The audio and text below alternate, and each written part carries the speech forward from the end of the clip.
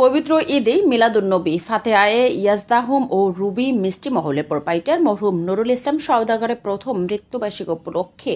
পবিত্র খতমে কুরআন, খতমে সহিহ বুখারী শরীফ ও মিলাদ মাহফিল অনুষ্ঠিত। 7 এপ্রিল বিকেলে মরহুম নুরুল ইসলাম ভবনে মোহাম্মদ আলী জামে মসজিদের খতিব মাওলানা আহমেদ নূর আল কাদেরীর সঞ্চালনায় এতে প্রধান অতিথি হিসেবে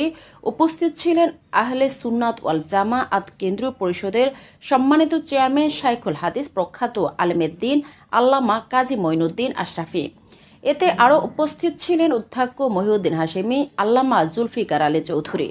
অধ্যক্ষ আবু তৈয়ব চৌধুরী, আল্লামা আব্দুল আনোয়ারি, কাজী শাকির আহমেদ চৌধুরী, উপাধ্যক্ষ মোহাম্মদ আলী, আল্লামা আব্দুর রহমান, অধ্যক্ষ মাহমুদুল হক নাইম, উপাধ্যক্ষ সৈয়দ মোজাম্মেল হক, মাওলানা আব্দুল মোমেন আনোয়ারি,